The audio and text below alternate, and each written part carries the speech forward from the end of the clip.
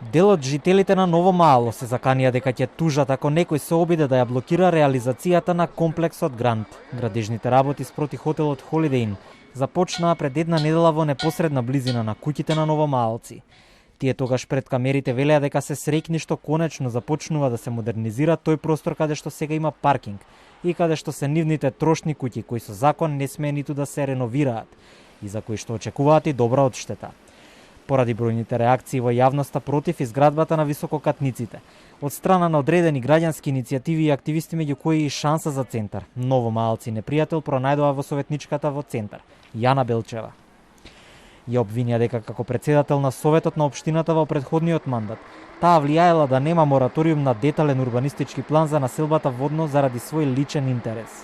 Оваа барака од 200 метри квадратни, незината мајка Марија и незиниот вујко Климе во септември 2020 година ја продаваат за фантастични 380.000 евра, на кое место денес може да изгради огромен објект од 1000 метри квадратни.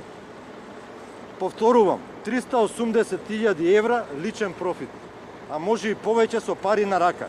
И објект од 4 крата на површина од 1000 метри квадратни. Прашуваме, дали со ДУП-от кој го исклучува од мораториумот, таа гледа шанса за профит.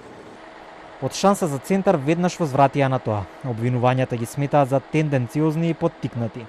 Според нив парцелата од пред пандемијата е во сопственост на трети лица.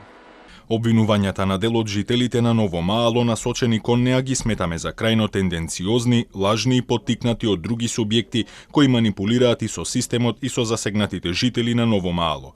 Белчева Андреевска нема апсолутно ништо во посочената парцела која спаѓа во ДУП донесена во 2013 година, а во време кога немала мандат во Советот. Овој план не спаѓа во плановите кои биле под мораториум донесен по основ за неусогласеност со ГУП 2012 и по направена анализа од стручната комисија на општината.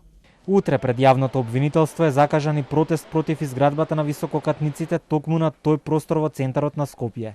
Како организатор се јавува иницијативата Зелен хуман град, затоа што сметаат дека висококатници на таа локација ќе придонесат само за уште поголемо загадување на воздухот во главниот град.